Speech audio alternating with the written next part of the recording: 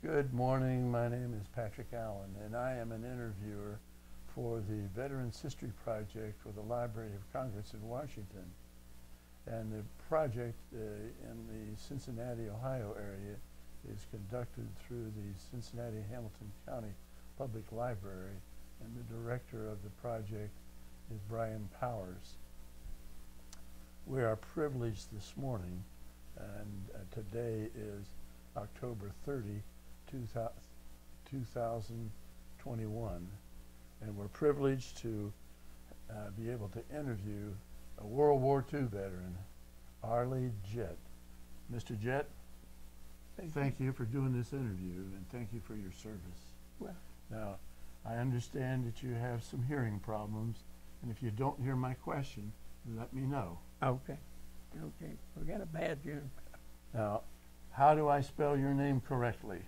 Your whole name, how is it spelled? Well, A-R-L-E-Y-J-E-T-T. Do you have a middle initial? No.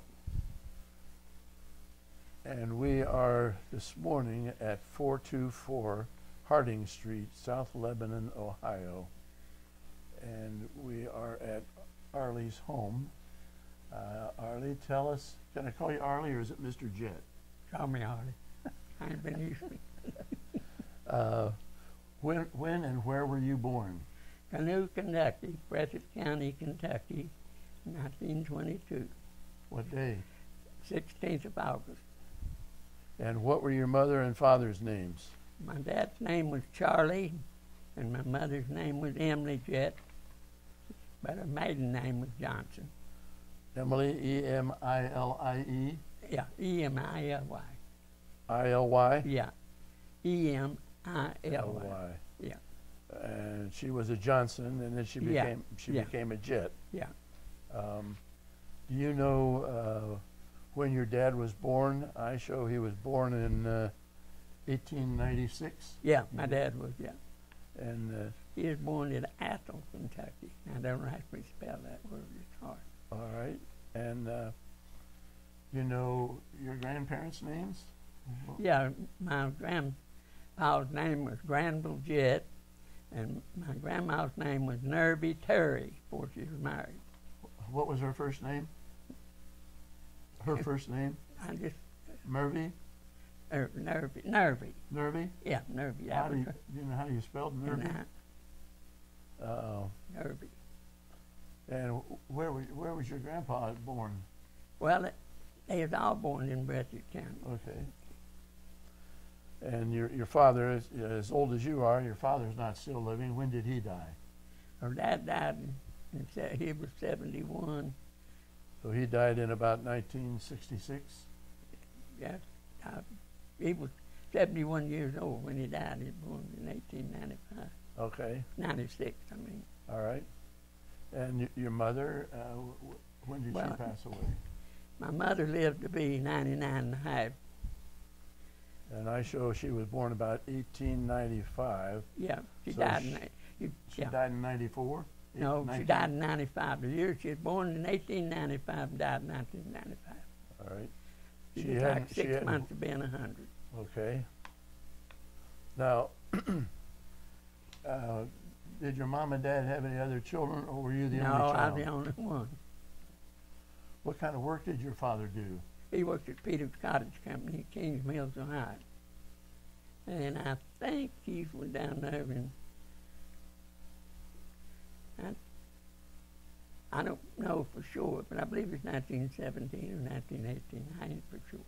And he lost his job in 29. So, you know what he did at Peter's Cartridge? You know? Well, he mixed up the stuff that cleaned the shells when they dumped it out. He called it it had a name. I can't remember what the name of the thing was. Some kind of acid that cleaned the shell before they could load them. Was he working there during the First World War? Do you remember? 1917, 18? Yeah, it's in there somewhere because I know. Yeah, then my mom worked down there short shells in what they call the needle room. They grade out the shells. They come in a big tray. things. And what did she do? Examine the shells. She examined the shells? Yeah, they 3 or 4 women around a big thing and they sort them out. Oh, she was a sorter. Yeah, but Okay. they looked and inspected them all. Everybody had to check them. Now, after your dad left Peter's Cartridge, what did he do? Well, I mean, my dad got his finger cut off on his right hand, and then he couldn't get a regular good job. Okay. He was crippled in his right hand. Was that his? He only had 2 fingers and a thumb. That was his dominant hand. Well, we farmed what we ran. Okay, so he farmed. Yeah. How big a farm did you have? Well, we rented this farm on the Heights, Okay. and there's 58 acres in it. And I plowed corn. I can name off some ground here. You cross this island over here on South Edmonton on the bridge. It's growed up in trees now. Okay. There was 4 acres in there. So when you plowed, did you plow with a horse and a plow? Oh, yeah, yeah. Didn't have a tractor? No, not back in them days. We had no fortune it blowed up. So where did you go to elementary school? Where did you go to grade school? Well, in 27, we moved from here back to Kentucky, and I started the school in 27, and I didn't go to school in Kentucky because it's up in a holler. A lot of people don't know what a holler is, but it's up a creek, and you had it in the wintertime. It really got bad, and Mom just didn't let me go.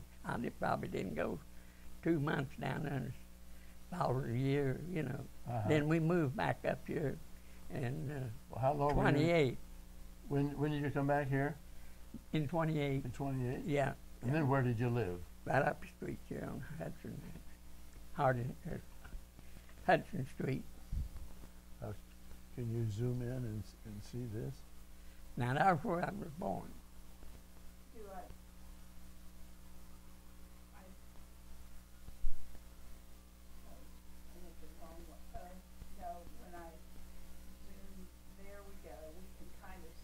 All right.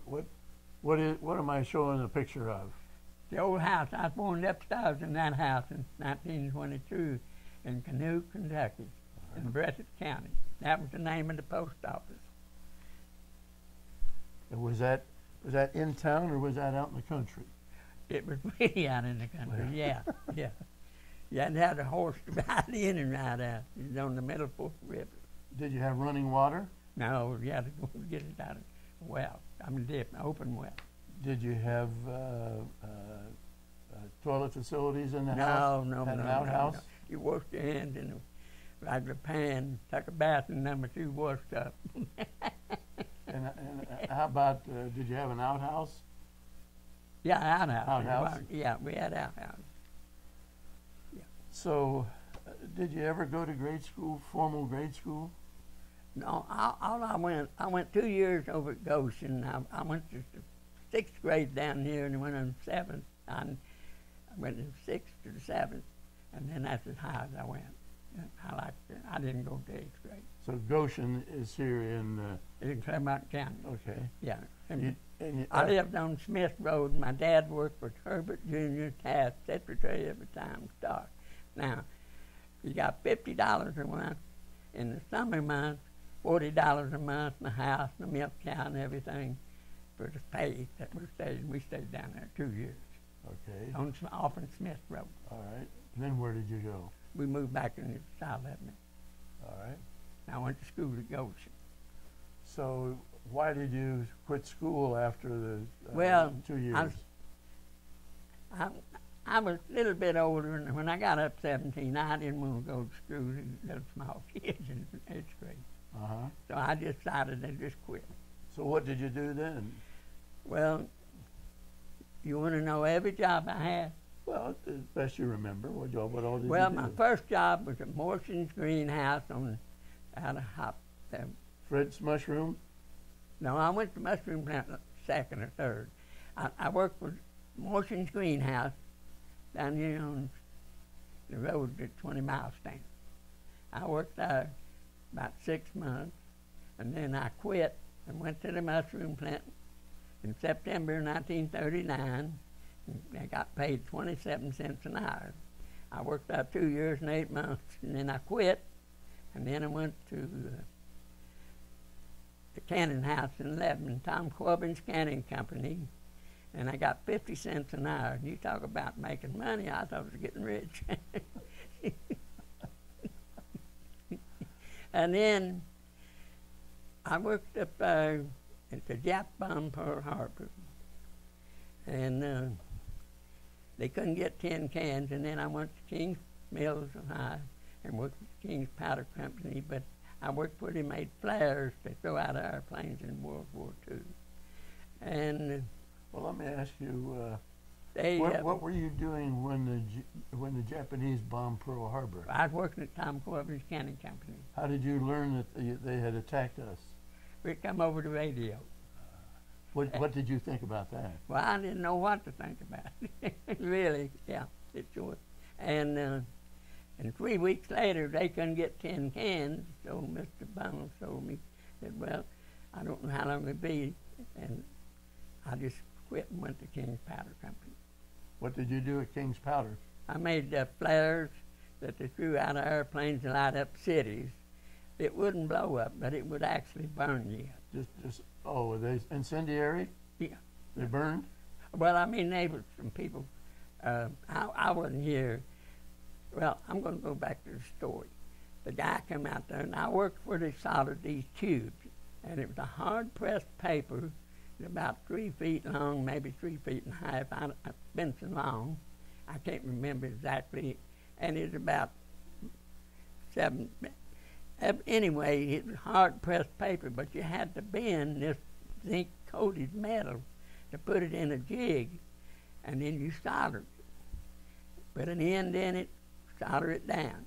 And best I remember, you put 8 boxes of powder in it. But if it's lightning and thunder, they wouldn't bring no more powder in, but just that amount. And then if the sun was shining and everything was going good, and then this building had a pile of dirt all the way around it. And then it had other things that you had to do. It had the 2 tubes to be working, and everything was brass and So aluminum plates, and it had a ram that went down inside. You just dump 1 box of powder at a time. And the best I remember, I don't know how many pounds of powder it was, but it was in a paper box. You dump 1 box in, you pull this thing over here to it, and put the plates on it, and then you put this ram down in, then you put the plates on top of it, then you pull the string, and it would press up down. Then you pulled it back out. Then you put another box of powder in it. You had to press it 8 times. So I don't know how many pounds of powder we put in them this thing, but they would burn you up if you jerk, if it went out. So they had brass and aluminum, so you wouldn't have sparks. And you had 2 jig things that you put them in. You could tie this one down. This guy be putting it. Just you and 1 more guy worked in this little building, and it had dirt all the way around this building. That was explosion protection. Well, I mean, you in this building, it's just big enough for you and the guy to work. Okay. And then the guy brings the powder and sets it in there and hauls the tubes out, But the dirt was piled up there, so that dirt there was around the building, just like you'd pile dirt up to the gutters on this house around here. You could see the roof, but you couldn't see the building. And that was to protect the rest of the Yeah, company. and I think that they had 6 buildings. I ain't for sure. It's been so long. But I talked to this guy, and he said, I'm going to quit and go over with my father-in-law. But then I jumped in ahead of myself. But that's how come I come to this operation. I done some soldering for about 6 months. I probably worked a year at King's Powder Company. Okay. Yeah. And I jumped ahead of my game. So, were you drafted or did you enlist? I was drafted. And what were you doing when you were drafted? Were you working at King's? I was working at the powder line. I walked in and told High King, I said, I got drafted, and they called me, and I done passed examination. I done quit. And he said, I'll call Franklin. I said, no, you don't. I don't want you to call Franklin. I'm going to the Army. Now, who was Franklin? Well, that's Franklin, Ohio, at the draft board. Okay. That's what that was. All right. So, what did your your mom and dad were both living. What did they think about you being drafted? Well, Mom didn't want me to go. But what you going to do? Right. I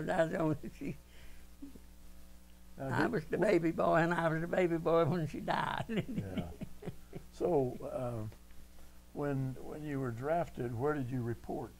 I went to Fort Thomas. In Kentucky? Yeah. Now, did you have any choice of what branch of service you went in? No, I took examination and I passed for the Signal Corps. I didn't know nothing about climbing, and I done a lot of pole climbing all the way through France. Well, let's take you to Fort Thomas. How long was your training at Fort Thomas? I didn't take no training. When we went to Fort Thomas, they shipped us out to California. Where in California? Camp Young, California. Camp Young? Camp Young. That's where Patton trained a tank outfit. Okay, Patton was training a tank outfit. Did you get to meet Patton? No, I never did get to shake his hand. I've been close to him, but I never did see him. Well, what did you do out in California? What kind of training did you well, have? That's where we took base training. And what was that? Climbing poles, stringing wire from tree to tree, but there wasn't no trees in California. I mean, we were out in the desert. So what did you have there? I'm 27 miles from Indio. And then I've been at Boulder's Dam. I've been across the Boulder's Dam on the other side and drove to it in the woods of Powder. We took an army truck and drove through the sand. It was just like rolling water. I just put that in there, but that's true. So how long were you in basic training? Well, stringing wire? I was there, I think, 7 or 8 months, and then, yeah. And then where did you get sent? Well, that's when we come back. We took 2 bases training out there, and it really gets hot at 9 o'clock in February. Freeze ice in the night. Tent, no stove, just a little old stove, but you didn't have nothing to put in to make it burn. All right. 8 guys sleeping in the tent. Okay. So after you finished your training there, where did they send you? Well, we went on maneuvers. See, I told her out. We were scheduled to go to North Africa, but then they canceled that. And I think we talked about it, didn't we? Well, no, we haven't talked about that here this morning. Well, anyway, when they first come out to California, North Africa, that's when Patton was there, and then Norman gave up and left there, and then that's when we come back and pulled 30-day furlough, and then we went to Camp Let me stop you there. When you had the 30-day furlough, where did you go?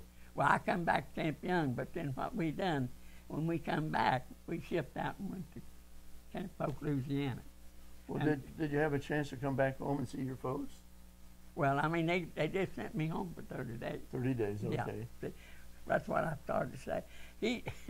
The sergeant said to me, he said, anybody got enough money for a round-trip ticket home, we'll give them a 15-day furlough. That was the greatest 14 days, but they give you 15. And I helped my hand out. He said, a round-trip ticket. And I said, I've got it. So, anyway, I didn't have to tell him how much money I had, but I had $100 in my money belt. So, anyway, I got the ticket, and it cost from Indio, California to Cincinnati, a round-trip ticket was $56. You can't get from Cincinnati to Columbus, Ohio, $56 nowadays. And then when I come back, we said, well, we're going to Camp Polk, Louisiana. And that's when we moved out of California. Where was Camp Polk located in Louisiana? Well, let me think of my name.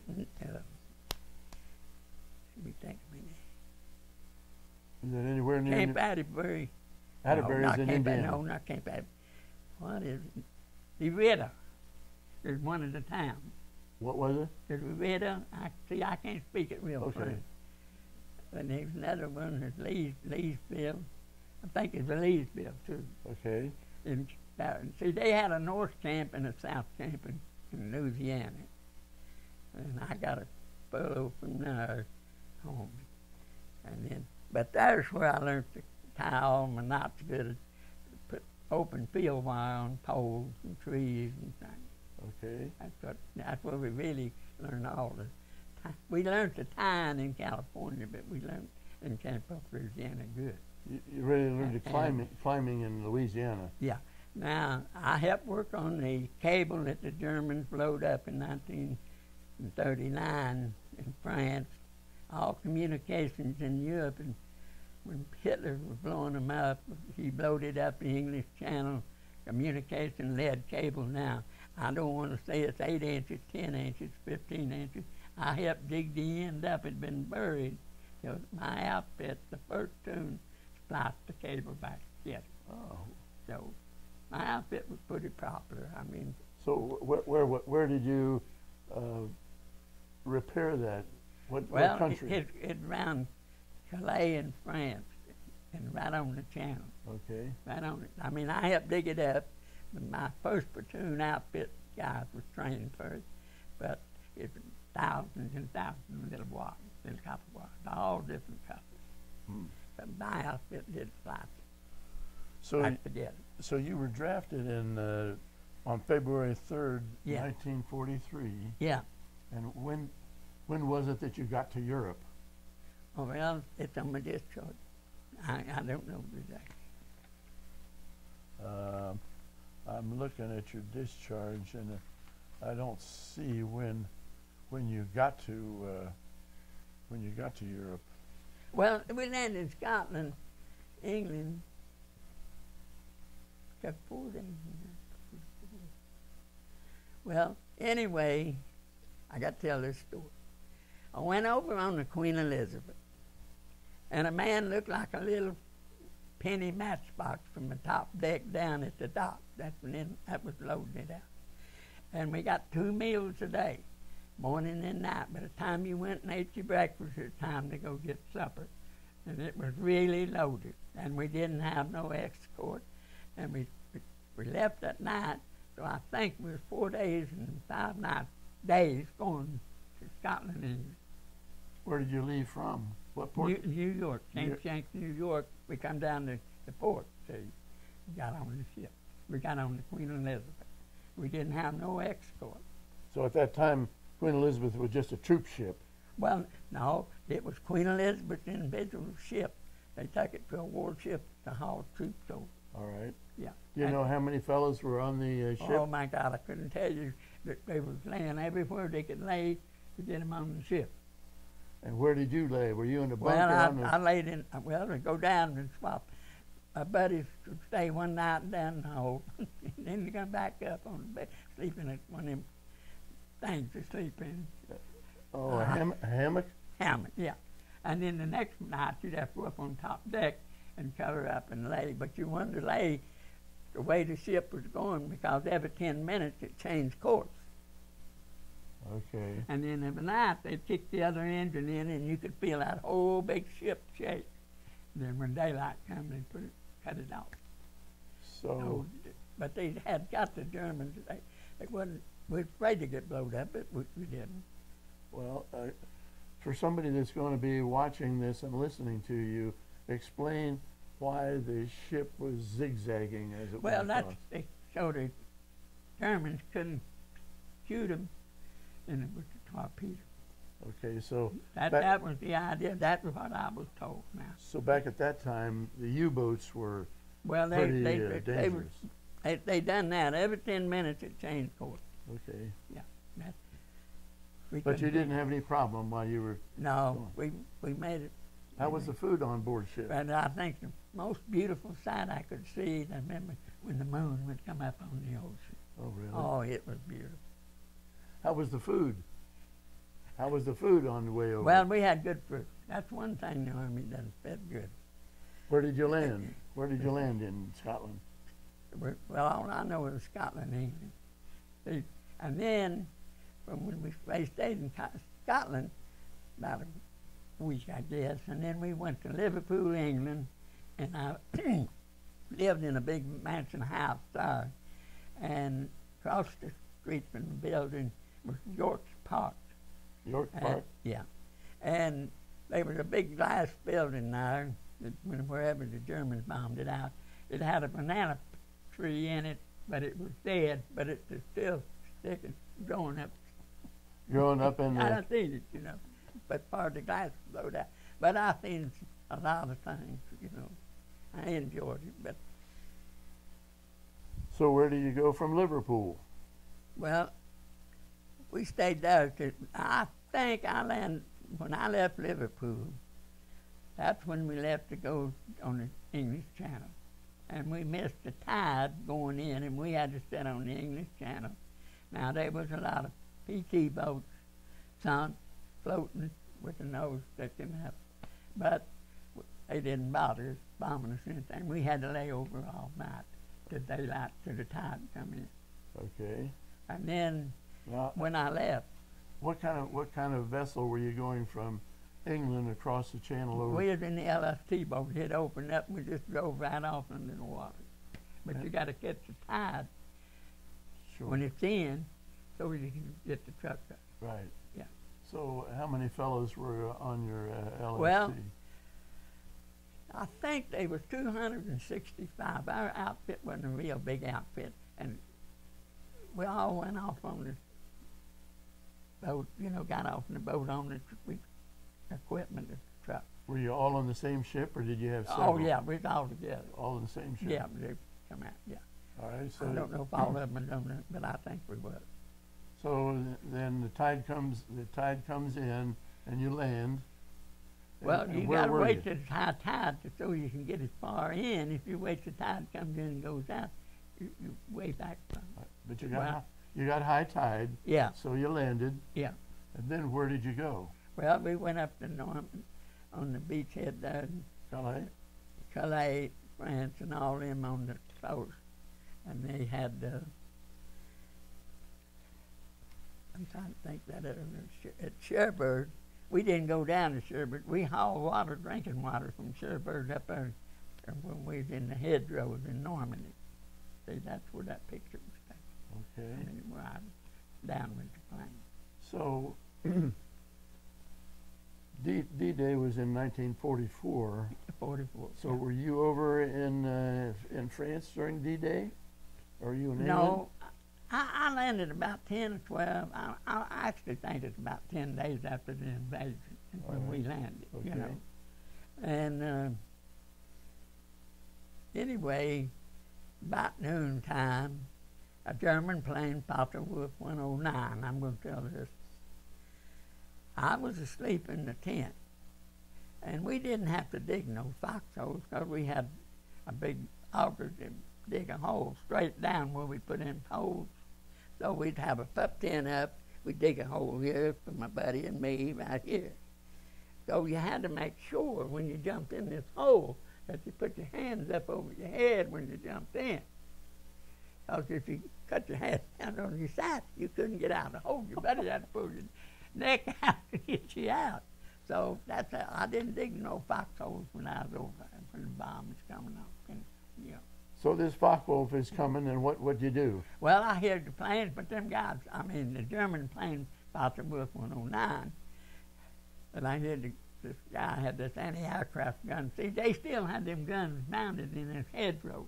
Okay. Now, so I really want to tell this about the hedgerows.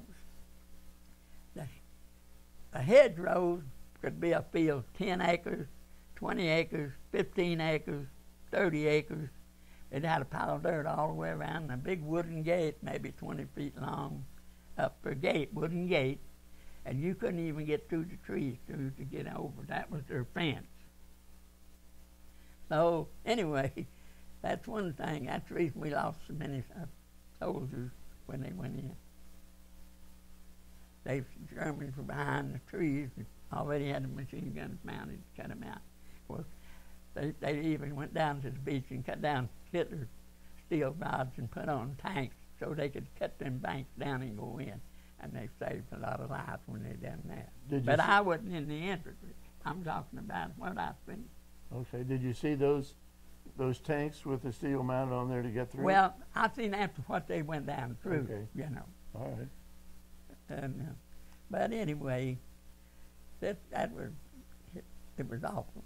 Well, in your signal corps, were you actually in any combat? No, I was anywhere from 1 mile from front line to 500. Okay. But I seen more. A lot of people don't realize this. We built what I done. I helped build a gas line all the way across France, out of Maine, Germany, right on through. I don't even know where it actually stopped. They worked in groups, and they built a gas line. But then after the war ended, you know, they had to have gas flying in big planes and C-47s, all them planes, all the people, civilians. So the gas line that you built, that was for fuel for the airplanes. for airplanes after the war. Airplanes, okay. After the war, yeah. I worked in it in groups, you know. I mean, we didn't work every day on it. In the wintertime, it gets cold, you can't dig a hole. Right. You know, so I've been in Paris. I stayed, I think, about 2 months in Paris in the wintertime. What did went you out do? a few times. What did you do in Paris? Well, we couldn't do anything if it was real cold. No, you know. We couldn't. The soldiers, my outfit was split up all over in different departments. Okay. And the cold weather, we just had to hope for the best, you know. Well, did you stay with any of the French people? Well, I never learned much French. Now, I had a buddy, he was a Polack, and he could speak Polack and French, too. Oh, French? Yeah, I got a picture of him here somewhere. So his name was Joe Jamrosi. Joe D'Ambrosio? Yeah, that's his name, Joe Jamrosi. What was he? Was he French or was he Italian or Well, Polish? I Polish? think he was a Polack. Polish? Yeah, Okay. that's what I think. And was he didn't. Was he in your unit? Yeah, yeah. Well, he went to a different outfit, and after we got to Paris, I lost some of my buddies. They went to a different outfit in Paris. Okay. I mean, that's when everybody was settling and regrouping. All right. And that's what it was. So and then, while you were in Paris, what were your activities? What did you do on the average day? Well, we just sat around and read books, whatever we get our hands to read. Well, I mean, when it was bad weather, we didn't get out. Did the Army feed you? Oh, yeah. Oh, yeah. We had a mess hall and everything. Yeah. Was it good? Oh, yeah. I never went hungry a day over there. How about the weather? Did they give you weather well, I mean, gear? we wore good heavy clothes. That was supplied by the Army? Yeah. Well, I got to tell this story. I know the Lord was with me. So I had a sergeant, his name was Sergeant Mars, and you know, I never asked the man what his first name was. No, it's Sergeant Mars. Well, so they sent us out. They had a big gas line pipe stuck between barbed wire and Tangerman. And I'd say it was 60 or 70 feet long as they put it together and scooted it under this barbed wire. So me and Sergeant Mars, they sent us out, dig a hole, put the poles in, and sent us out. So I think 3 or 4 of us went out. So he said to me, he said, I want you to TL-29 to cut the barbed wire. And they just racked it on clouds by that long. And he cut it and moved it back, and I walked a couple steps, and something got on my buckle, my overshoe, and there's a little bit of snow under this and a little bit of snow here and things. And the Germans had slipped back and booby-trapped that thing, and we didn't know it. So he cut the wire and pulled it back, and this hand grenade had been set, but they forgot to pull the pin, and that's the reason I'm here today. It rolled about 10 feet from my foot. I kicked it off. And I said, hold it, Sergeant Mars. And we got a looking, and on the bottom string, all the way around, it was like not much bigger than a horse mane's tail, you know, the little wide black one. And you could see it all the way. And they went back, and we went back to the company and told them what we got into. And they went out and checked it. And when they come back, they had it all, personnel mines and tank mines, where the seats let down the middle of the truck, full. Wow. I mean, piled up, you know, like the seats come down here in the middle. Well, the mines are that high all the way to the front. Wow. So we should have got a Purple Heart for that, but we didn't get nothing. Well, you were lucky that nobody had had pulled that pin. The pin. So I thank the Lord, that's the reason I'm here today. Well, I've seen pictures of German hand grenades they called potato mashers. Yeah. Is that what it was? Well, it had a handle, and I've used a mini one to blow a hole out when there's a hole and I couldn't get through the rock. Okay. But it had a wooden handle and a tin on the top? Yeah, it's about that long altogether. Uh-huh. Yeah. You can do pretty good with them. So, why did you kick it? No, hey, if you're just walking and something would get on your shoe, you knew I'm thinking about a walk. Okay. Of course, now if you're in the infantry, you look down more. Well, I know you do. Well, when you kicked that object... Well, I seen it rolling. And it wasn't no need to drop, because if the pin had been pulled, I wouldn't be here. I've been gone, yeah. So when the demolition crew came around, they filled up this truck. The engineers come back with them mine testers, and they got the truck level full with the seat folds down in the middle, all the way. I mean, they got personnel mines that big, that thick, all of them, for tank mines and all. But see, the funny thing about it, the Germans must have slipped back and booby-trapped after the Americans stuck the gas line through the wire. There was no way in the world that they could stuck that wire, like a pipe underneath all that wire. Uh-huh. And you could put, well, I ain't saying you put this whole house in a bombed-down hole. It was bombed. Oh. See? So them Germans were pretty smart. Well, they were. They were. But I want to tell that story, but it's a true story. Well, that's what we're here for. We're here for you to tell us the stories that you remember. Yeah, but these are some things I can remember real good, some don't. Well, what else do you remember happening? Well, one thing always did bother me, to stop to think that all the Germans got killed, the Americans had to pick them up. You know that. Did you have to do that? No, but I've seen them. I've seen them hauling like they're hauling wood. Feet froze. What would they do with the they just dead took a bodies? big trench. Americans did had to burn them. They couldn't put them in, you know. Put them in a trench and burn them? No, they just buried them where they were. Yeah. They just buried them? Yeah. Did they burn them, or did they just bury them? They buried them. Yeah. Buried them. Yeah. I mean, I've seen the trucks going with them in the truck. I mean, there's all kinds of people done that. Were you close enough to see how old those German soldiers were? Were there a lot of young boys? Oh, yeah. And the last, they was young boys. It's like you see a picture of Hitler shaking hands with that little boy in the movie thing, you know. The youth corps? Yeah. I mean, I've seen them. Now, when the war ended, I was up on the Autobahn highway, all the way up to that last town to go where Hitler was born. Now, how come my company was up there? I'll never know. Now, we throwed hand grenades, and them boys dived in. The water in Germany, you don't swim straight across the hole. You can't jump in the river and swim across. You got to swim down river to the next place to get out, or wherever you want to go. The water is swift running. Okay. So they throw in, and when they blow the fish up, and they dive in. And I did eat fish. I ate deer meat, first deer meat I ever ate at Cairn, Germany. And I think it was at the Black Forest. Now, I ain't sure about that. Okay. I was in Cairn, Germany, and this old boy was from Michigan, and he said, I'll ask the cook if he'll cook it, if I kill it and skin it. And we had that the best deer meat I ever ate in my life. Well, so I had a mess of deer meat, and I had a mess of fish. Now, you said that you used the German hand grenades to make your holes when you couldn't dig well, through. I mean, if it's real hard, we just get one and throw it down in it, because it couldn't hurt you, just blow straight up. Right.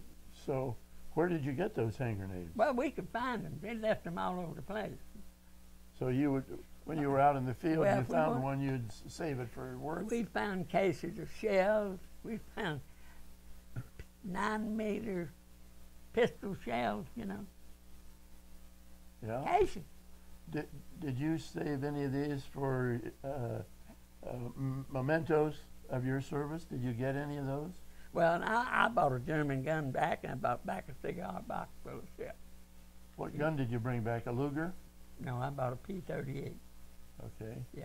That's a pistol. Yeah, I bought back a P-38. And then I bought back a German knife, and if I'm going to tell this little story. I seen this gun and this knife in the Rhine River.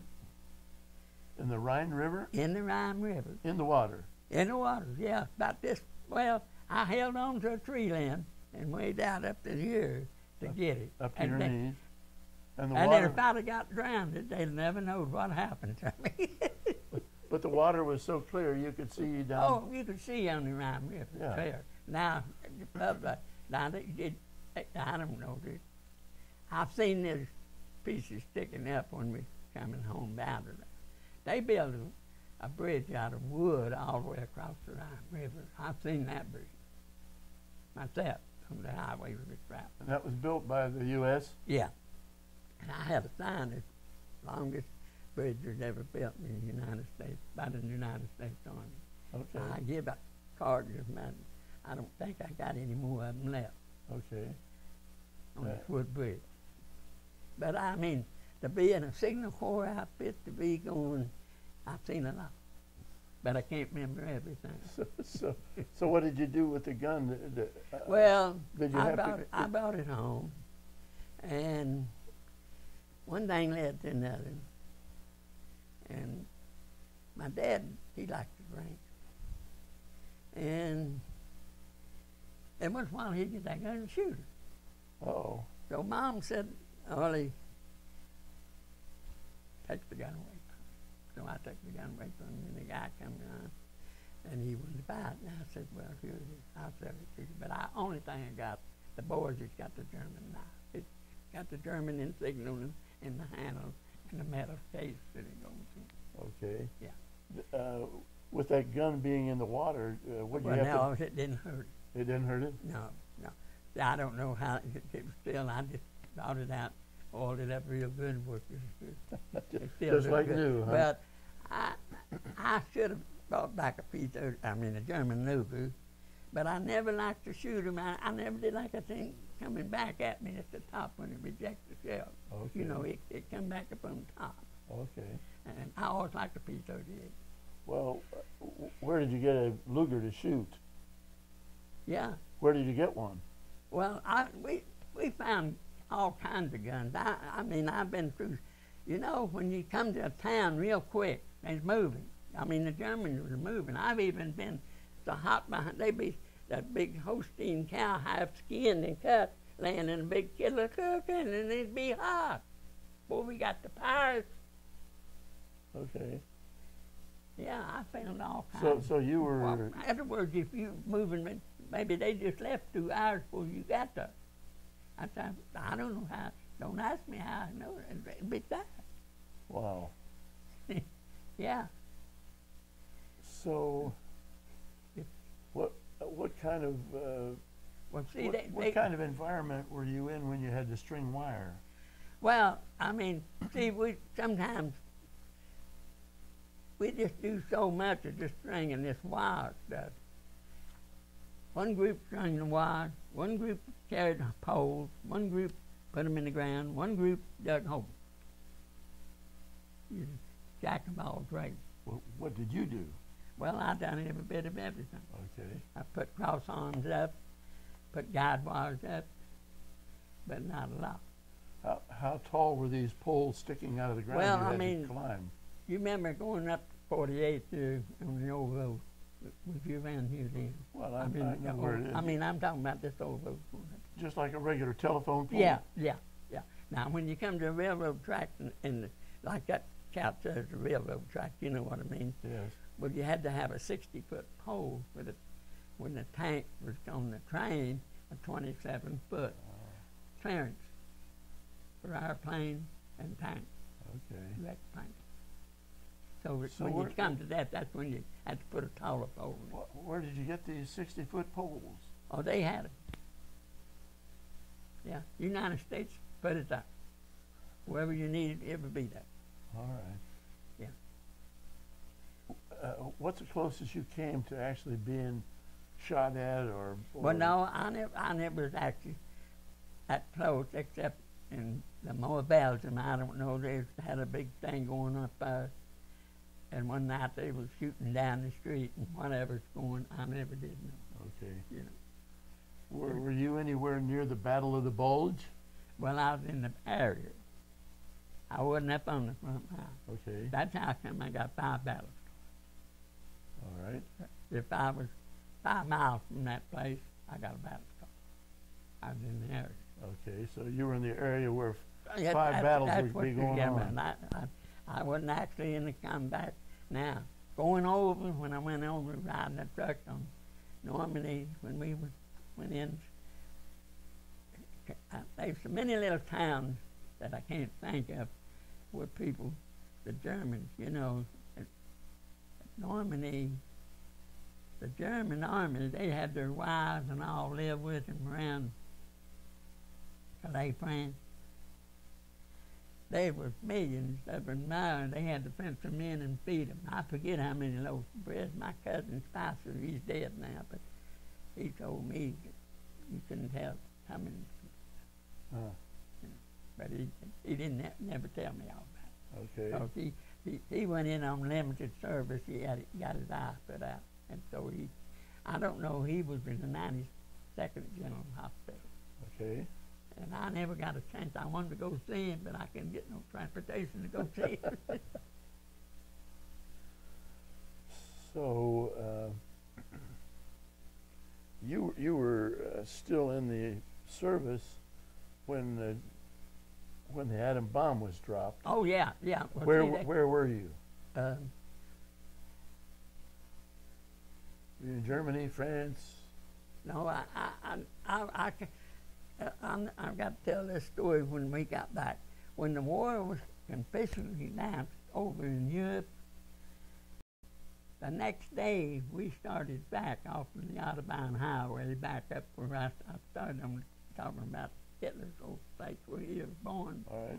So we come back to Camp Lucky Strike, and we stayed there about 30 days at Camp Lucky Strike, and the company commander said, everybody get out and play a sports game, and I went out and I told this boy, I said, be careful how you throw the ball. I can't catch a ball. I never played ball much. And second or third ball he threw, hit bounced off of my glove and hit me right smack in the eye, and I had a black eye. Well, that was your war injury? So, make a long tale short, that's when it started, you know. And we come back home. And I was coming across it when I come back to Camp Atterbury in 44, or 45, I mean. Coming back, I was on high seas and come down to Camp Atterbury. Okay. And got my brother. Well, Went to the hospital. but maybe we're headed to the game now. how did you learn that the atom bomb had been dropped? Well, I was at home. You were back home by then? Yeah, yeah. Okay. Yeah. Well, I hope I didn't mess anything up. No, you didn't. Was there any plan when Germany surrendered? Where were you? Were you here in the States when Germany formally surrendered? I was on the Autobahn Highway up in Hitler's hometown. Was there any plan for you to be sent over to Japan? Well, that was the idea of coming back. That was the idea. Yeah. And so then we got home. They dropped the atomic bomb, and then I got out of the service. And I had to go up to Lebanon and register back to be in the reserves for a year. for how long? For a year. 1 year? Yeah. So. But I come out of hospital 30% this time. So where were you when you learned that you were going to be discharged? Where were you? I think Atterbury? Oklahoma. See, I stayed there. I had to stay there to learn lip reading. I think I was about 2 months and a half. Stayed in Oklahoma. And why were you learning lip reading? Well, they just run it. They run me that when you hear it bad. The Army, Okay. yeah, they kept me right there. They had a big instrument thing. Yeah. I learned lip reading. I got really good on it for a long time. Then if we get to where you hear, then you get out of practice. Sure. But now, I'm going to have to go back to it. Well, where did you depart from Europe to come back to the States? Well, that's what I said when I come back. The quickest the war ended in Germany, we was on our way back home. Right, but where were you coming from? Where were you? Well, we was up on the Autobahn Highway. I know. I don't know what the name of that town. Cologne. We was above Cologne, Germany. How did you get home? Well, I come home on a ship. On a ship. Yeah. Where did the ship leave from? Camp Lucky Strike. Camp Lucky Strike, way up in Germany. No, France. In France. Yeah. Okay. See, that sergeant, that doctor over at Clermont County, he said, I never heard of Camp Lucky Strike, France. I said, well, that's where I shipped out from. But see, I think we stayed there about 30 days. So, what kind of ship did you come back on? Was it? You know, I never even paid no attention to it. I was more interested in get across the water. Yeah. Well, when you left there, where did you land in the States? New York again? Or? No, I landed in Boston, Massachusetts. Boston. Massachusetts. Then they got on a train and went to Camp Atterbury, and we stayed there about 2 or 3 days, and we got a 30-day furlough, and that's when I come home. And then I went back. And then I went back, I went to North Columbia, South Carolina, General Hospital. They kept me down there 3 weeks. Why were you there? On kind of my face. Okay. And they said it didn't hit it back. But you did. Come back, and that's when I got So- 30% disability. So how long did it take you to get across the ocean to Boston that time? You know, I really don't remember. But But at least it didn't come as fast as the old big Right. ship is. I mean, at least you didn't have to zigzag when you're coming back. no, we just come straight. And you know, that boat wasn't half as big, but it wasn't rough riding. We must come back when the ocean was calm. Okay. Yeah. And what did you sleep on? Oh, we had bunks in You had bunks? the ship, yeah. Now, some of them had ships, some of them had some helmet things sleep on, you know. Uh-huh. Yeah. But the bunk beds right on up, you know. So Best I remember. how tall were the bunk beds? Some of them were 3 or 4 feet, 5 feet, 6 feet. So did you But- sleep on the bottom or on the Well, top? I don't remember. So what kind of a train did you take from Boston to Camp Atterbury? Was that a troop train or was that No, it didn't thing. They put you on. just a regular civilian train? Yeah. They give you the furlough, you get on. Okay. When I got there. Now from Boston, we got on a troop train. We got off of the ship, and we went down from Boston to Camp Atterbury. That was a troop train. Troop train from, Yeah. And then, from Boston to Atterbury. I'm talking about when I left there. Okay. They didn't pay my boy no more to then. Well, what was your rank? What was your rank when you were Well, drafted? Now it's funny. I didn't want nothing to do with ranks. No way, shape, fashion. They just made me a private first class when I come out. So you were private first class all the time you were in the service? Yeah, whenever. Yeah. Even when you went into reserves for a year, you were No, I PFC. wasn't having that. still PFC. They made me PFC. My sergeant, he tried to get me. I said, no, Why didn't you want? Well, I mean, some guys would obey you, and some they wouldn't want. But wouldn't you make more money if you had a higher position? Oh yeah. Well, see, I think you got $4 or $8 you made PFC. I forgot. So what did you do with your money? Well, I always managed to carry money after I got in service. Did you send any money home, or did you? Well, I sent my wife $50 a month, and I had $6 to live on. Well, when did you get married? I got married in 42. So you got married before you were even drafted. Oh, yeah, yeah. I didn't want to get married, but Doll said, yeah, I'm going to get married. I said, all right. I said, I don't know where I'm going. So let's talk about that. Where did you meet your wife? She was down here in town. Down here in town, where? Where? You mean in Out South up the Lebanon? street. Well, she got acquainted with my aunt, and my aunt would tell me all the news. All about this I was girl? working, you know. I drove a truck for a while at the mushroom plant, and then I picked. But when I drove a truck, I made a little more money, but not much, you know. But if you're picking mushrooms, labor, farm work, they just paid you 27 cents an hour. Okay. What'd you make driving a truck? I think it paid maybe a dime more.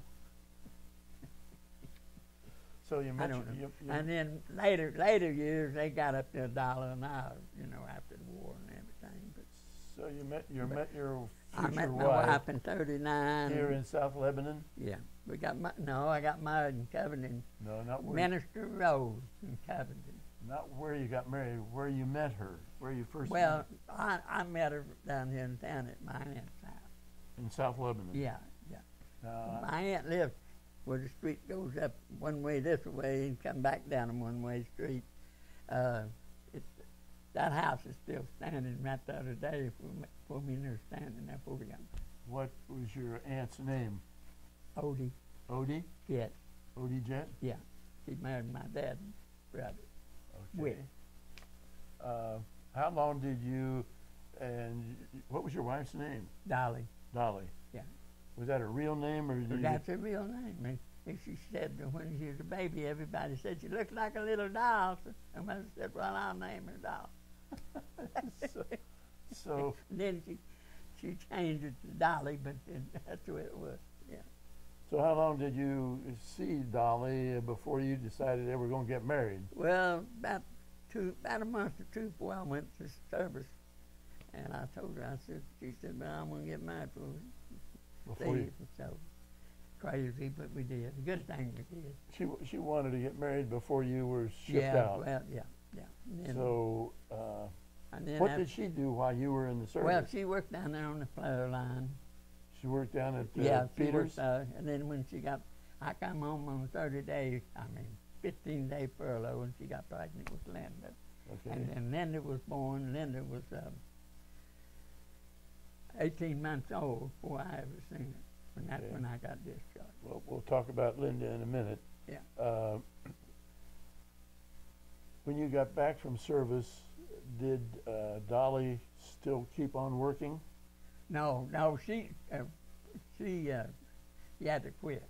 Okay. She got pretty sick on that treatment.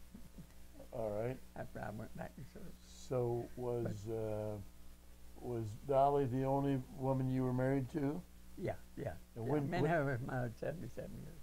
And so I know she died a few years ago. When did she pass away? November 6th. Of what year? 2 years. What it was. 2 years ago? Yeah. 2019? Yeah. And okay, so let's talk about you and Dolly and your family. Did you have children? I know you had at least one child. How many kids did you and Dolly have? We had 3 boys and 1 girl. And what are the girl was the oldest. Marvin, the one that was here. Then I got Roger, and then I got a boy named Arley Jr.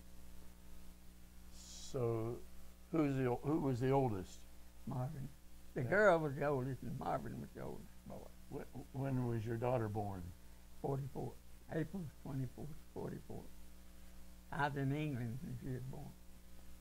So, did she get married?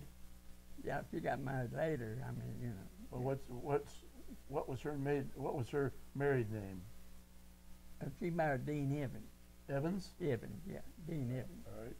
Now, did she have children? Yeah, I had 1 girl. And she lived in Lancaster. Ohio? Yeah. So is that daughter still living? Yeah. And then her daughter just got a girl and a boy. So your daughter's still alive? No, my daughter's dead. Your daughter died? Yeah. But her daughter's living, Yeah. and she's in Lancaster. Huh? She is in Lancaster, Ohio. Yeah. How about her husband? Is he? Well, now they both was in the service, and in the state of Washington. Okay. He offered to take me up and see the monument and take me, show me anything I want to see. I don't know how long we lived, 4 or 5 years. So what branch of the service were they in? Were they in the Army? Yeah, she was in the Army, but she was a nurse. And he was a bones factor. Okay. I got a picture. You want to see it? Well, maybe after we finish. Okay. So who was your oldest boy? Marvin. The one And we met here this morning. Yeah. And when was Marvin born? Well, he was born April 20. I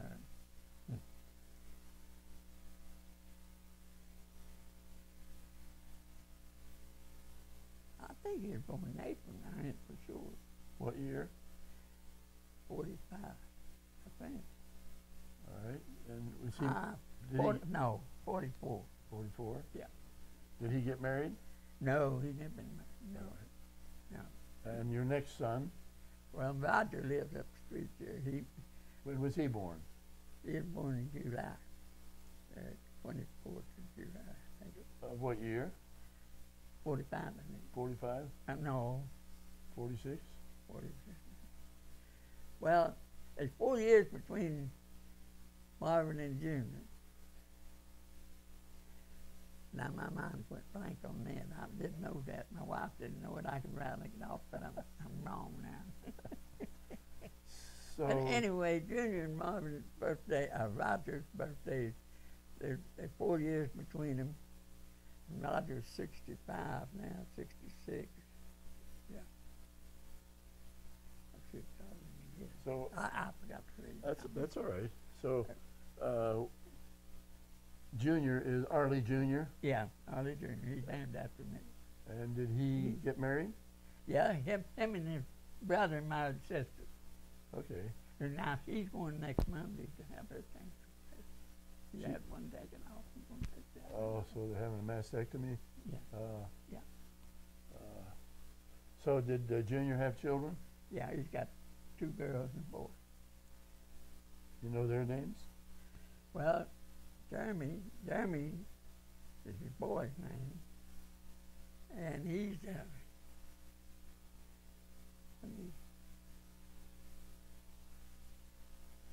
he told me his birthday the other day. I forgot. And then he had a girl, and Rachel, and Nikki. Nikki's the oldest. I don't know. I can't remember exactly how old it is. Okay.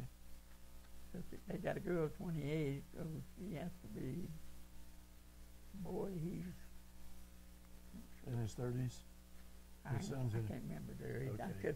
I should have wrote that down. I had it tell me. I didn't know you wanted to know. Well, let's go back to when you came back to the States and you're out of the military. Where did you start working? Well, really, I got a job at Fisher Body in 49. And I stayed with Where was Fisher Body at that time? Route 4, Hamilton. Hamilton. Yeah. What did you do there? I run the quarter panel line. A quarter what? Where you press out a big quarter panel For cars or trucks? card. Cars. So everything over there is cars. I started June 21st, 49. I retired in 82. They begged me to stay, and I wished I'd have stayed. Well, anyway, I made $22 an hour. I worked peacefully. wow. I made big money. I laid over for a long time. Did you work a lot of overtime? Yeah, I sure did. It's a wonder I ain't looked like I fell out of the sky, but the Lord took care of me. I can run them. So what shift did you work there? I work now. That's a $64 question. I want to tell you this. How much difference would you think there'd be between days and seconds to me? But I'm going to tell you. I worked 3 years, second shift. Never missed much. Very little bit of me. All overtime I get. So what was second shift? Was that 3 to 11? Well, yeah, 12. 3 to 12? Yeah, yeah. Well, I went in one day and the boss said, Arley, you got to go to day shift Monday. And I said, oh, God, no, I hope I don't. Because all the old men had a good job. I had to work 6 weeks. Well, I had a little money in the bank, not much, but I had enough. Well, I went on day shift. Got my check. I've been used to coming home with $125 every week. Well, I got my check on days, come home at $68. $68. So I said, oh my God, I won't pay the bill. So I had to sign and write a check to come out. But I had to stay 6 weeks. Well, when the 6 weeks was up, I told the general foreman I said, I guess I get to go to the second one. Yeah. Well, I said, there's one thing about it. If you don't have a model change, I don't never want to go to day shift till all these guys get old and out. And so I worked 34 years second shift, except 6 weeks. All right. Yeah. So when I walked off the job, I'd make $500, $600, $700 a week because I'd work overtime. Okay. And then I used to do body work, and I learned how to work body work. I worked for a guy by the name of Yankee Bolger. Lived out of Mason. He used to come on that straight stretch. His last name was Bolger? Yeah. B-O-L-G-E-R? Yeah. What was his first name? Yankee. Yankee? Yeah. Yeah, he had the junkyard in Mason right when the old dentist's office over. Did you ever come through Mason, see all them old junkyards? No. Well, but was that his? On the left, if you come through for Urbeck, old man Urbeck, the old man, he had a junkyard. Big one. Well, was Yankee his given name, or was that a nickname? Well, now, you asked me a anyway, that's all I ever knew him about. Yankee. And I think that was his real name. I think. Now, I might be wrong. Okay. Then he had a brother, him and my sisters, and his second wife. He divorced her and out. And he got the junkyard. So, anyways, I've done a little work for him.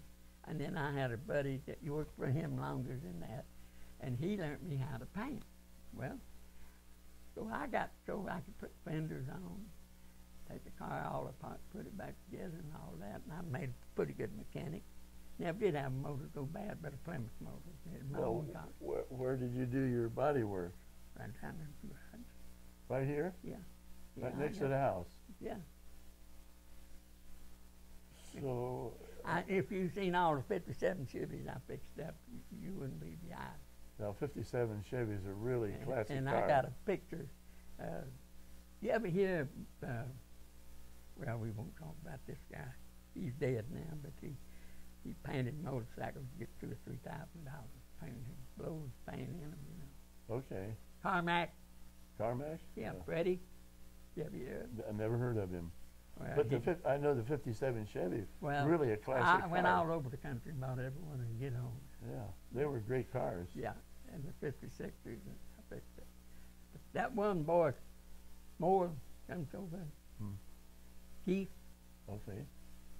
I sold him one. Okay. He wrecked it. I had to put a whole body on the other one. Anyway, that's what I done. So I done that up to, I don't know, 10 or 15 years, and then I quit. So when did you finally stop working? Well, at 93. 93. I worked on my boys' brakes on this truck in 93. Do you remember what your wedding date was? The date you got married, do you know what that date was? 21st of November. Mine. Of 42? Yeah.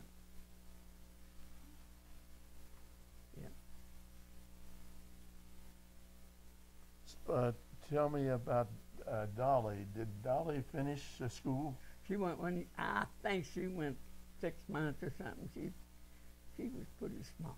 I mean, you know. Was she finished high school? No. Most of them old girls that go to Kentucky, their 8th grade is about as good as high school. My dad had an education when he quit. He did not? He had it in education, 8th grade education. Okay. He could say his multiplication table forward and backwards anytime he wanted to. I had the hardest time ever with finding them, you know. But education back in them days, them old guys really smart. If I were to ask you what the best time you had in the service, when would that have been? Well, the best time I liked it in Paris, but then, you know, but you didn't have the money. What's the worst time you had in the service? Well, when the first time in, when you get pinned down, you can't go to snow deep. See, that was the worst winter that they had in 25 years in Germany when World War II was going. Yeah, and that's the same year they had the bulge, Battle of the Bulge. Yeah. I've read that was a really terrible bad. winter. It really got cold. I mean, really cold. Where were you stationed at that time? Well, were you in Belgium or France? Somewhere in France. I don't remember. Okay.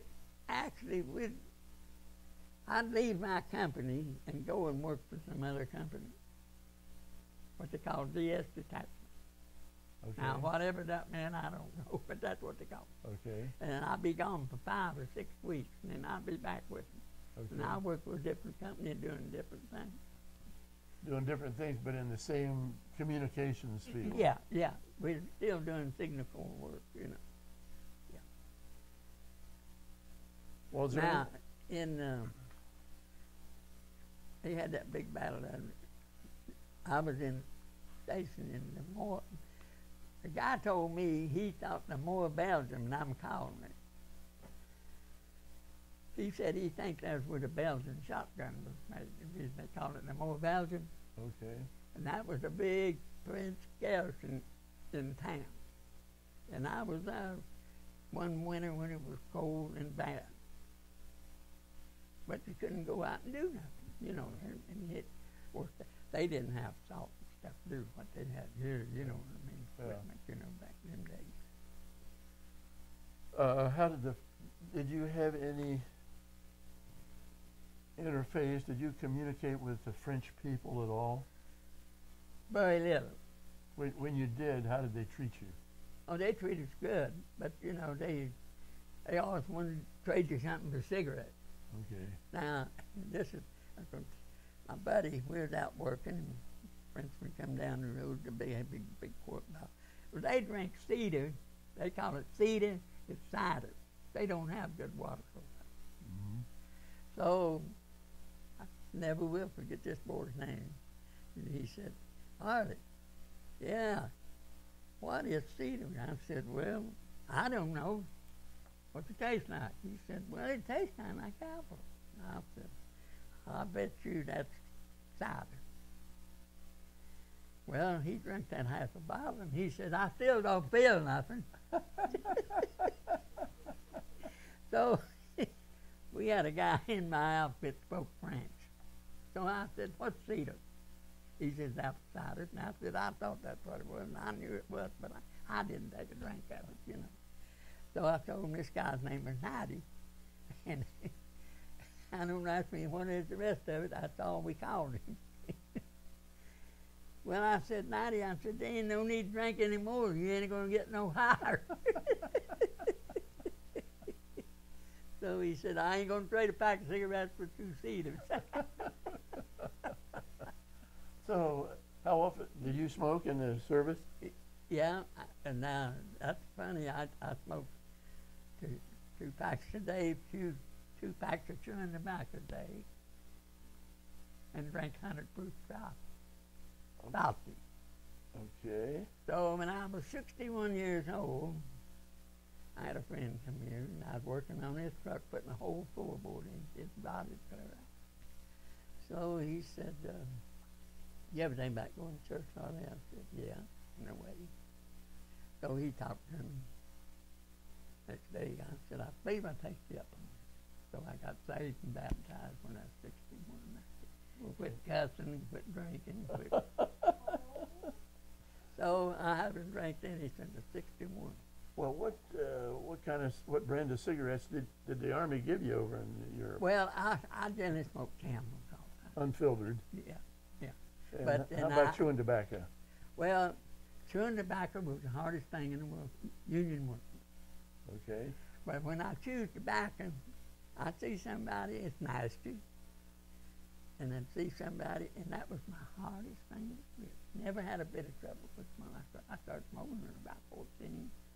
Oh. Yeah, yeah. Did your parents know you were smoking? I never, when I made up my mind I quit, hardest thing was I'd always like my drink. Well, when the Lord got through with me, I didn't drink no more. I quit.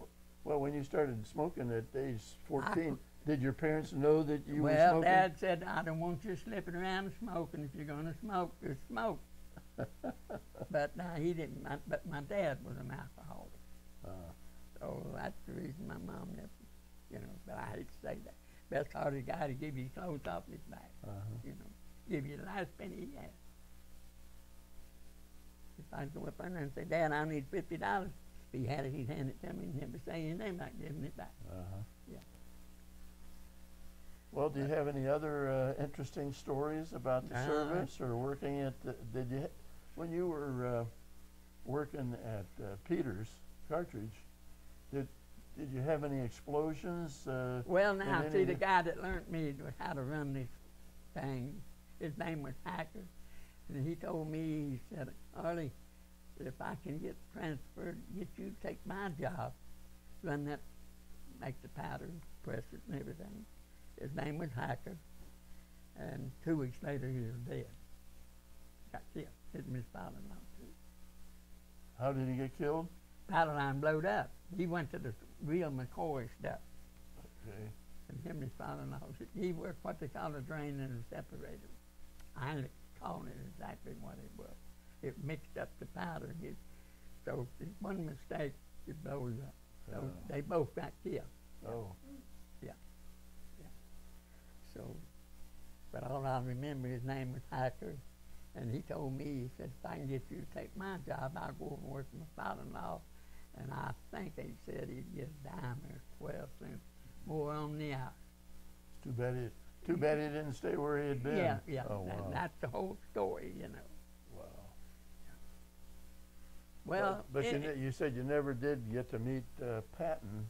Well, I never did get close to him, but I got Patton's hat in the cap and everything. Did you ever see him? I've seen him from a distance. Okay. Yeah, but now see, the guy just died, and his name was Halcom, and I thought he was in the infantry all the time, and he was 103 years old. I met him and I interviewed him. Oh, did you? I did. Yeah. What a fine gentleman. Yeah. I knew him, and I didn't work with him. I worked with his brother at the powder line. Okay. But I forgot that the one he said I met was the one lived up here in Ohio. Well, see, he told me, he said, one day I went down there 2 or 3 times and talked to him. And I knew him, see? And I knew his brother. And I always thought he was in the infantry, but he was in Patton's tank. And he shot the German plane. Oh, I forgot what I really wanted to tell you when I stopped.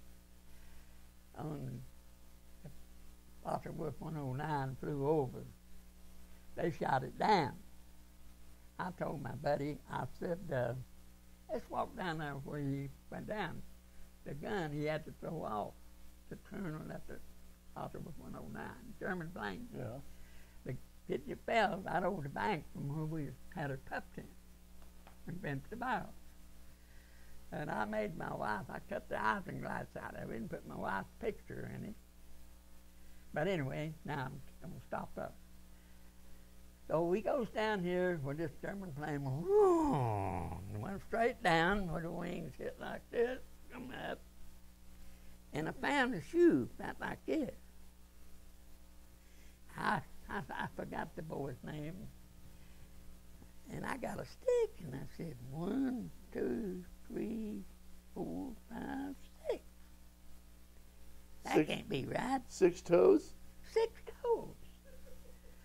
My buddy said, I hollered up and I said, this German had 6 toes.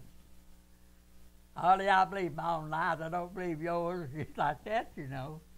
So I just reached down and throwed that shoe top up. And I said, take you a stick and count them.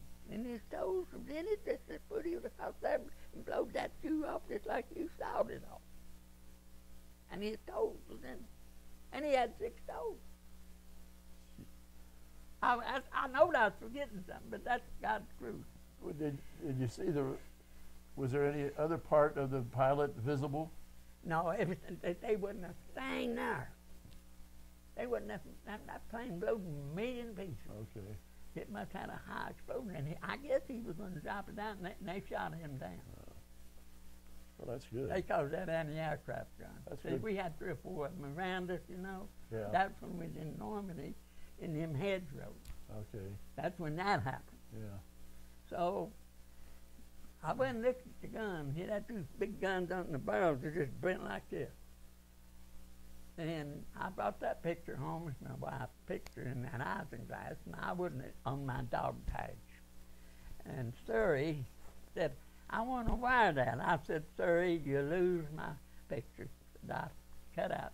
And it took me about a month to make the heart out of this isinglass, cut it to put her picture in it, and I done a real good job. And I wouldn't take a $50 bill for it. But she took it, and that was the last of it, and my dog chain. Okay. It was gone. Okay. But she said, well, I lost the money. I said, well, it's gone, but then I can do. Now, who is it that lost it? My wife's sister. She wanted to wire it. Okay. Well, you know, while we've been talking, you seem to remember other things that happened. Is there anything else that you remember happening to you in the military, either during your boot camp or over in Germany or France? Well, you know, Germany, and not Germany, but Belgium was ahead of all other countries. Did you know that? Ahead in what regard? I bought ice cream in Belgium in World War II. Okay. They had ice cream. You couldn't buy it nowhere in Paris, nowhere but in Belgium. And I thought that was delicious. It might have been my taster, but it was good ice cream. Yeah. So you got you were in France about 10 days after D-Day. Yeah. Well, see, now, did you go through any of the towns that had been just devastated? I'm going to name off. It's hard. Only one that I remember was the big town because I couldn't remember all. Were you in St. Lo? I was in St. Louis. I can tell you that you can walk in St. Louis but down at the English Channel, the Germans, you could go in this building, open the door, and hit them star steps, and you might come out 3 miles from underground. And they had them little pine logs put in there. Of course, you know it's done with a prison labor, you know, that they carried that dirt out. I went as far as I wanted to go, and it kept getting darker and darker, and I was afraid the thing might fall. Okay. And I never went out the other end with my flashlight because it was getting a little weaker when I had those GI flashlights, you know, just like that. So, Calais and Santa Oma. Now, I've got a picture of a book I'm going to show you. I got 2. I got the 42nd Division book.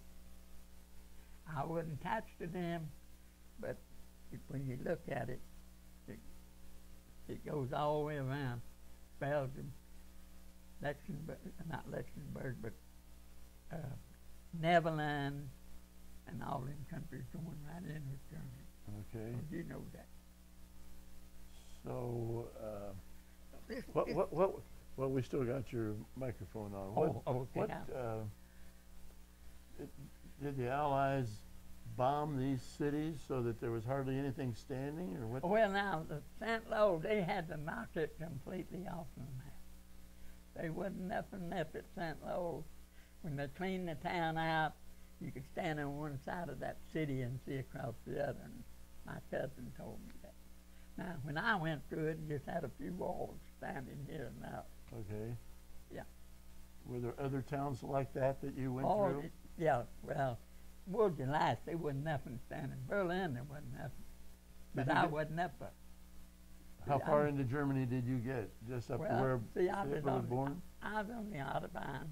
I've been in Cologne, Frankfurt, Mainz, Germany. Mainz, Germany was blowed up pretty bad. I was down there working on a pole. And here comes some women down the street, some pliers. I was up on this pole, picking it up and waiting for that boy to come by to pick me up. See, they just drop you off and you go up and work. And you get down and you wait and they come pick you up. He moved that lid, and the German guy did, and when she moved that, there's nothing worse than him, you know. So I had to get off that pole real quick and get that thing done and get off of it. And she throwed them pliers in there and that casket thing in a wooden box. And I thought I was going to die before I get off my pole. I didn't know what was coming. Got straight up, it right under my pole. I don't think the woman knowed I was up there working on the pole, to tell you the truth. Golly, Ned. So I've had some funny things that happened to me. But see, I was in Le Mans, France. When we went through St. Lo, we went to Le Mans. We slept in the pup tent and an apple orchard. And the apples in Europe, they can look so beautiful, but you can't eat them. Why? They lock your jaw. They're so hard? No. Or sour? They're made for cider. And I've seen some of the prettiest apples you ever seen. Get one of them down on a tree and you couldn't eat it because it locked your jaw. Now, and they plant their apple trees along the highway in France. Okay. But they don't have good drinking water. I didn't know that. And that's what they call apple cider, cider. Yeah. So did you try any of the drinking water, or did you? I never got a hold of that. Now, the water we got, we went to wherever they had good water. We had one of them big old plastic tanks. Okay. You know. But I wanted to go see my cousin so bad, but I could never get down there at Cherbourg. And that was a seaport, you know. And I could never get to see him. Okay. 92nd General. And he stayed there the duration of the war. Okay. They never, that 92nd General Hospital never did move. But I don't know, this outfit I was in, all at once we just jumped in them trucks, Congo moved. And that officers and all of them over that. And then they had lieutenant Jeep drivers, and they go out every day, and they know where everything was if we needed anything. You know, like cross arms, telephone poles, whatever it was. And these actually, they stringed a lot of wire where there was a lot of trees for the infantry. The outfit I never told them the story of the whole thing. In communication, they swapped the first platoon to another first platoon, and they split my company. Now, I might not be here today because I was trained to take the field wire out up wherever the infantry would stop. You had to take the communication up to the front line and give them the wire and hook it up for them and maintain the wire. Right. But they swapped platoons, and that saved my bacon. How? Because they didn't take me up and do that job. I was in the behind the lines of wire. I was in the front line guy. Okay. So they swapped when they swapped first platoon to first platoon. Well, did very many of the guys that swapped and went up towards the front line, were there a lot of casualties for those guys? Well, see, none of my outfit got to go. They swapped the platoon. This other outfit went to the front lines, like I said. Well, did a lot of those fellows, were they casualties? Well, I don't know. See, I never did get to see them. It was kind of, it's what all I've seen out, them guys, that old man you was talking about, he was in the infantry in the tank. Yeah. He said, "Arley, I ain't famous like you." I said, "No, I ain't famous. I ain't." You said what? He said, "That's the reason you're famous, Arley." I said, "I know I ain't famous. You're more famous than me. You shooting Jerry's out of sky. Yeah, yeah, yeah. And he was a good old man. I really missed him. I'd go down and talk to him once in a while. Did And then I you got another friend down here. did you ever come across any German prisoners of war? No. Didn't see any. Well, I might have seen him. Didn't know. Okay, never talked to any of them. No. We wouldn't now just fraternize talking to German people. Now we could talk to the French. But even the German citizens you couldn't talk to. No, no. Mm-mm. No communication. So. All right. Well, Arley, thank you so much Well, for I your hope service this makes sense what I've told you. and for giving me this interview. Yeah, at 98 years old, you did a fine job. Yeah. Thank you. Are we on? Okay. See, Okay. Arley, can you get into as close as you can on this? As close as I can, and it's not real, turn a little, that's better. Arley, who are these people in this picture? oh, I love it, my mom and dad. And who else? Yeah. Who else is in there? That's me. Which one is you? That little guy on the end. All right. I'm about 17. And who is this? That's my wife, Doll.